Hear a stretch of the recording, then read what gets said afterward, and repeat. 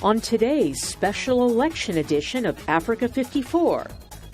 As America votes for its next president, we'll have team coverage of the latest developments and a look at how the outcome might impact the U.S.'s relationship with Africa. Africa 54 starts right now.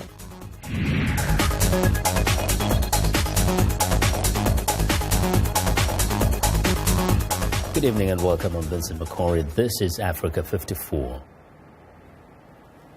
Now,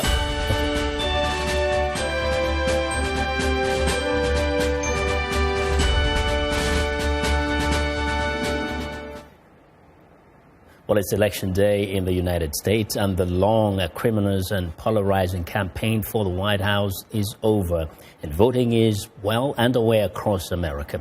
The latest polls show Democrat Hillary Clinton with a modest lead both nationally and in several key battleground states that will largely determine the outcome of Tuesday's election.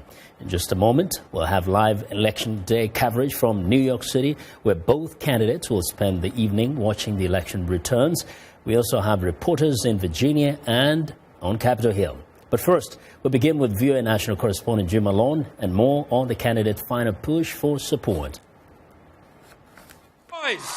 Hillary Clinton began her last day on the campaign trail in Pennsylvania, a state she's counting on to become the next president. After a long and divisive campaign, Clinton delivered a more upbeat message on the eve of the election. Anger is not a plan, my friends. If we're going to harness our energy and try to overcome our problems, then we got to start talking to each other again.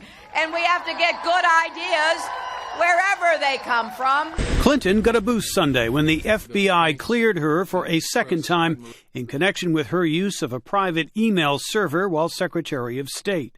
Clinton had plenty of help in the final hours of campaigning, including from President Barack Obama. God bless these United States of America. Let's go vote. Obama rallied supporters in Michigan, where some polls show a tightening race. Republican Donald Trump began his day in Florida, a must-win state for him if he's to defy national polls and pull off a come-from-behind victory. Trump tried to turn the latest news on the FBI and Clinton to his benefit. Hillary Clinton is being protected by a totally rigged system. And now it's up to the American people to deliver justice at the ballot box tomorrow. That's what's going to happen. Trump also had help from his daughter Ivanka, who campaigned in Pennsylvania. My father is very forthright. You know where he stands. The outcome will hinge largely on voter turnout, says strategist Matt Gammon. You need to remind people why the other one is a worse choice than you are. And it gives everyone kind of a bad taste in their mouth, and it's not what we like to think of when we think of how campaigns are run. But unfortunately, that's just the way that this looks like it's going to end. No matter who wins, the next president faces enormous challenges in trying to unify the country, says historian Alan Lichtman. Assuming it's Donald Trump, he's got to way tamp down his rhetoric. He can't talk about locking up his political opponents. But Lichtman says a Clinton victory would also be a test of her political skills. She is going to have to come up with policies and programs that could at least attract a segment of the Republican opposition. Democrats have shown some strengths in several states with early voting, but Trump supporters insist their passion will lead to a big turnout on Tuesday. Jim Malone, VOA News, Washington. We begin our live election coverage in New York City, where VOA election correspondent Mary Alice Salinas is standing by. Hello, Mary Alice. Now, perhaps you are in the most exciting, Good morning, most Vincent. This is the day. It is a big day. Yes, looks like a little delay there. Now, Mary Alice, who can tell how this will turn out at this point? Mm-hmm. Yeah, it looks like, a very, very exciting day for most New Yorkers. But very significantly, this is the home state of both candidates. Tell me, how does it feel like to the voters there?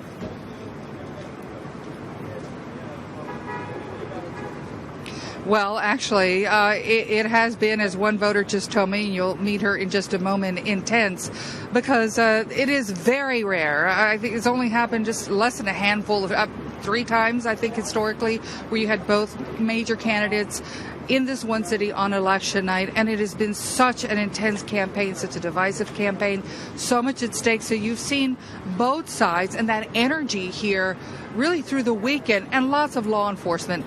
I'm at one of the polling stations right now, so people have been coming out, you know, all day long, in and out. It has been rather, New York has seen a lot, and very calm, really, but there is a lot of excitement. One of the voters, Kimber, is right here with me. This is your first time voting in this city, is that correct? In New York, yes. In New York, all right. Right. Can you tell me, what were the issues that are most important to you as you cast that ballot today? Well, obviously the presidential election, but just like economic stability and kind of confidence in the stability of our system going forward. I also come with a lot of international perspective. I've lived abroad.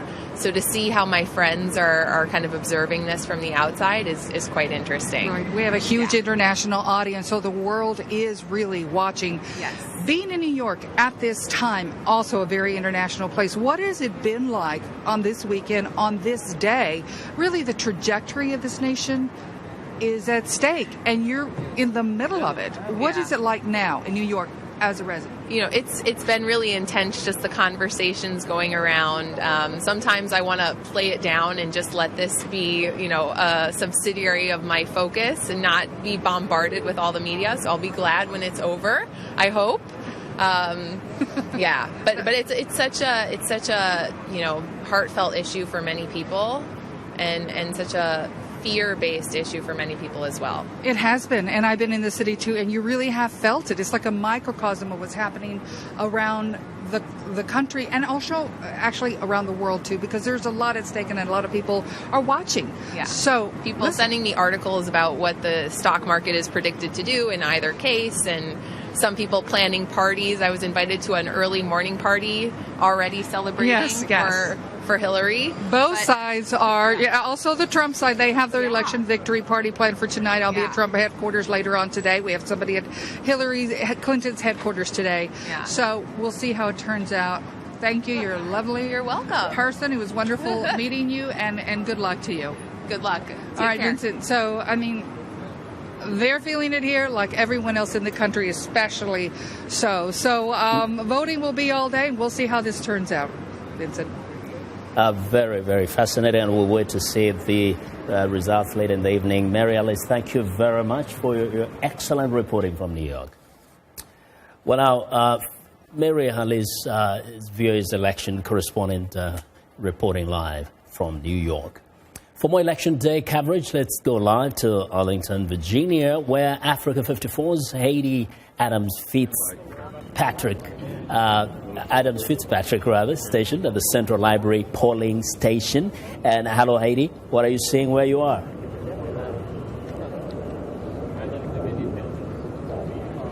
Hello, Vincent. As you can see, there are no long lines here behind me. You know, it is a weekday. It is a work day for many. And of course, it's near lunchtime. So people are just very easily walking in and out. You're breezing in and out. We expect a little bit of longer lines later on in the day. But, you know, both sides of this election will be very interested to see who turns out the most votes. Voter turnout is going to be especially important during this election. Another interesting detail about U.S. elections is early voting. And so many Americans are able to go to these polling stations well before Election Day. They're also able to cast their ballots via mail. And this election cycle in particular has seen record voter turnout. We can now hear reports that more than 40 million Americans have already cast their votes before Election Day. And so voter turnout is going to be key. Both sides are looking at whether their individual strategies have worked. fact, it is going to be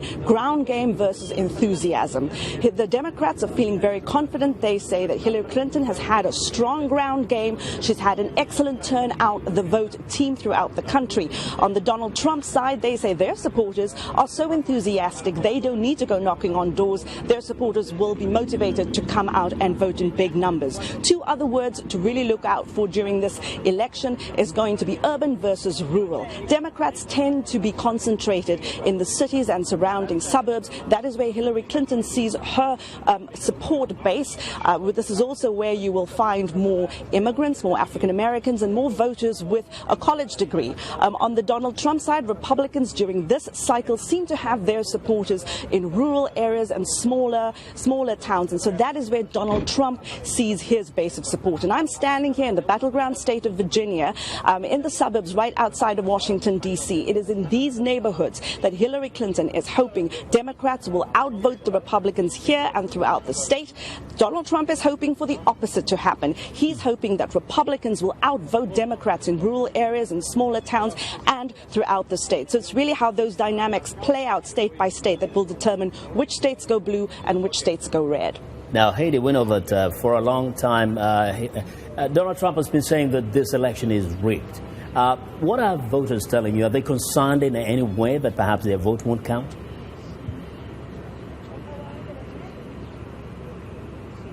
Well, there have been very real concerns about voter suppression and voter intimidation. We've also seen the hacking of the Clinton emails and the entire WikiLeaks saga. But in general, the American voting system is quite resilient, and it works very differently than it does perhaps in other places, perhaps like in African countries where votes are counted in a very centralized place. Things here in this country are very decentralized. So votes are tabulated first at the voting location, then at the county level, and then at the state level. So experts are very quick to point to the fact that there are more than 3,000 counties in the United States, and you'd have to commit fraud in every one of those counties at a large scale for it to have any effect. And I don't think that is a real concern here today. Things seem to be pretty quiet on the surface, at least. Haiti, as always, thank you very much. Great reporting there. That's Haiti Adams Fitzpatrick reporting live from Arlington in Virginia. Now let's go to Washington, D.C., where Africa 54's Esther Githu is standing by live on Capitol Hill. Hello, Esther. Hi, Vincent. Now, you know, you're standing right there in front of the Capitol. This election is not just about the president.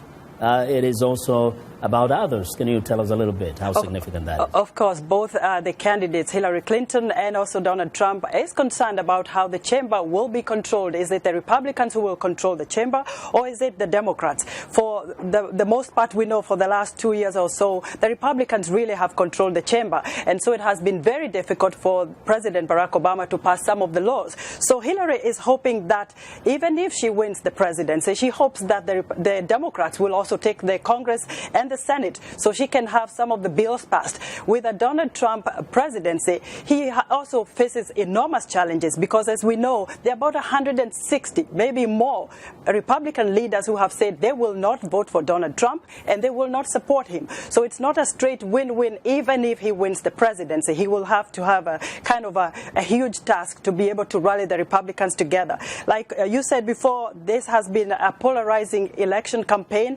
and certainly Americans are divided at this point.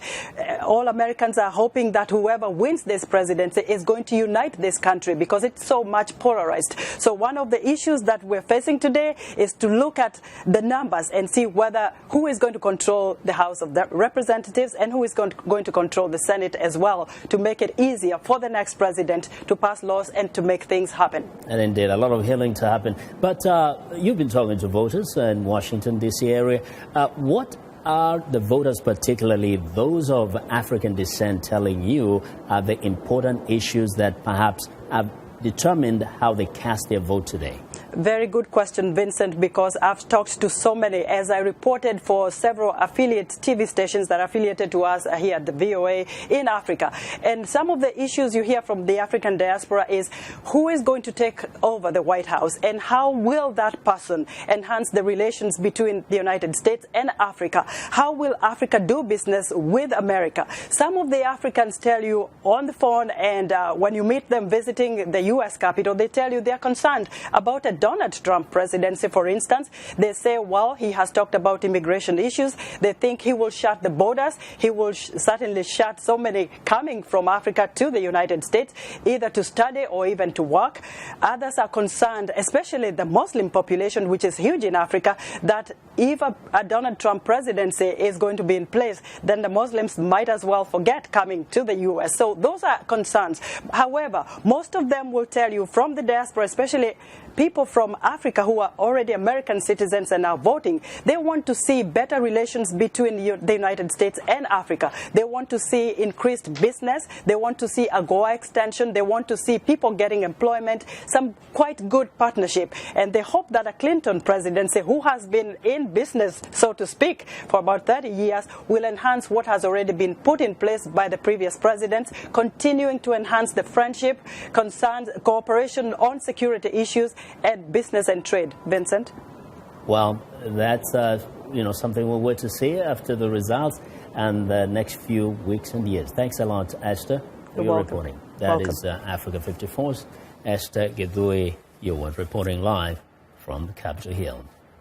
Well, now for some insight on how this election might affect the people of Africa, I'm joined by Washington-based Africa political analyst Amira Woods. Amira, welcome back to Africa 54. It's been a long time. It has been. It's a joy to be with you. And this election, and on this day. Now I get to see you on this day. Tell me, to you, I mean, you've been around for some time. Have you seen anything like this? Well, Vincent, I remember I was with you a few years back when Obama's first term happened, and we were on election coverage then. And, it's quite a different election season that we've experienced now. It has been tumultuous, to say the least. Clearly, issues on both sides of what happens with the democratic process when, the FBI gets involved late in the season? What happens with the democratic process when a political candidate makes such outlandish statements about women, about Muslims, about basically, many of his own constituency in this country, and yet keeps rising in the polls. So I think it's a completely new arena. And how about this charge that for many, many years, Americans are saying both candidates were seriously flawed, that they've been presented by two people that they didn't really think should be there? Well, without a doubt, what you saw was a lot of enthusiasm for change. The Bernie Sanders effect that took hold, particularly with young people in this country, all around this country. You see a sense that the economy is not working for many people. The political process, the Black Lives Matter, all of these social forces coming together to say change is needed, and finding political expression for that has been really difficult. So I think there is some clear sense of, on both sides, the Republicans and the Democrats, that, these aren't ideal choices, but they're the choices we have. And I guess I was actually surprised today to see the polling stations in Maryland, right, with long lines, longer lines than even during the Obama election time, quite frankly, at sort of my local polling station. And to see that I think the turnout today in many areas will be brisk. And I think that will have a critical effect on the outcome. And that is key. If both candidates want, voters to really turn out in big numbers. But, many on the continent of Africa have been watching these elections very keenly. They're analyzing it. But throughout the campaign, there was so much vitriol. Do you think perhaps in that vitriol, in that acrimony, people may have missed out on really what is the substance. What is it that the two candidates really Vincent, bring? it's like policy? What's policy? Nobody's debating policy. So I'm so happy to be with you today and to have opportunity to talk about policies in terms of how the U.S. engages with Africa. Because quite frankly, throughout this election campaign, we've seen very little substance. We've seen a lot of vitriol thrown from both sides, quite frankly. And it's left people tired. Folks are so ready for this election to be over, regardless of the outcome. Of course, people have their predilections, who they want to see ultimately as commander-in-chief, right? But I think overall people feel haggard and want it to be done. So I think overall there will be a need for real national reconciliation and healing after this process, as we've seen in many countries that have had some critical election seasons like this. And again, to the credit of this country, and like a number of African countries, we're not concerned that the country is going to blow up into, into flames just because one side wins. At least African voters and citizens will remember that this country will remain intact. Things will continue functioning even after tomorrow, regardless of what happens. Well, that's the hope, right? But I think what you see are real fissures in the American electorate and in the American population. There are some serious divides in the demographics of this country that is becoming much more black and brown. So the kindergarteners, right, those who started kindergarten this year are predominantly black and brown. So the demographics of this country are shifting. And so, when you hear we want our country back, it is these reminders that the country is changing in fundamental ways that, many of us recognize will never be back. So I think it's dealing with those changes, understanding the economic implications that brings, understanding the political ramifications of those changes. I think that's what lies ahead for whomever wins today. And we'll continue this conversation.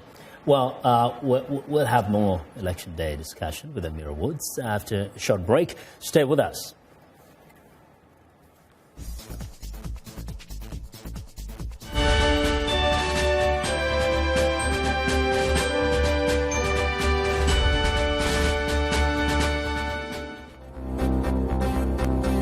If you've just joined us, I'm Mariama Diallo, and here is a quick recap of today's headlines. In Somalia, officials say at least 25 soldiers were killed in a weekend fighting between rival Puntland and Galmudug regional forces in Galkayo. Sierra Leone marks a year since it was declared Ebola-free with a 3-minute silence. In South Sudan, a football fan fires on others watching a match in a bar in Juba this weekend, killing at least 13 people. In the Central African Republic, a customs post near Bangui closed 3 years ago reopens in a sign that peace is returning to the war-torn nation.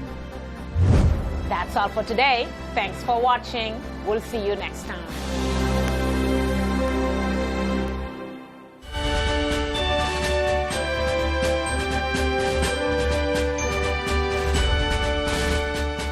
Welcome back to Africa 54 special coverage of the U.S. presidential election. Amira, now, before we went to break, we were talking about the significance of the African or the immigrant vote. And this, of course, combines the African, immigrants. You talked about the country, changing. The demographics are changing. The look and the color of this country is changing significantly. But, what are the issues that affect are important to immigrants any different than the issues of the rest of Americans? The quick answer, Vincent, is no. The issues are the same. It is economic. Do people have jobs, decent jobs? Can they afford to put a roof over their heads, to send their children to school, to have affordable health care? This is consistent regardless of who you meet on any, whether rural, urban, throughout this country and really throughout the world. So, in terms of the electorate, I think it is still very much, it's, that mantra, it's the economy, stupid, right? Yeah. It is, in spite of the fact that, the substantive issues around the economy were even, pushed aside in the discussions and debates. Yeah, and this brings into focus another issue here. When candidates are campaigning, they have two things they have to achieve. First, to reach the American electorate on domestic issues. But they do go into foreign issues also. Now, when it comes to that, as far as Africans are concerned, do the issues that are important to those of us who live here, any similar to those of the continent of Africa, who are for some reason very interested in who becomes the president of the U.S.? Well, who becomes the president of the U.S. impacts the entire world, right? I mean, the decisions made in this city. I mean, look, you have the World Bank.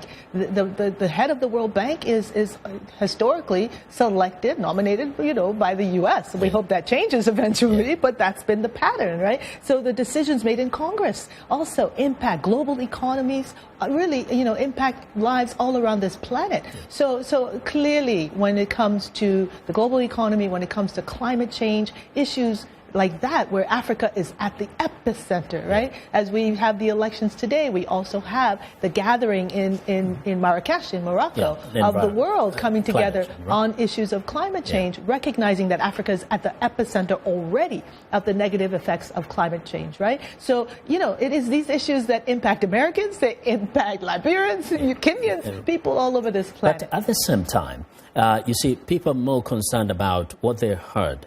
Some are thinking perhaps someone like Donald Trump hasn't spoken a lot about Africa. But going back a few years ago, George W. Bush didn't seem to know anything about Africa.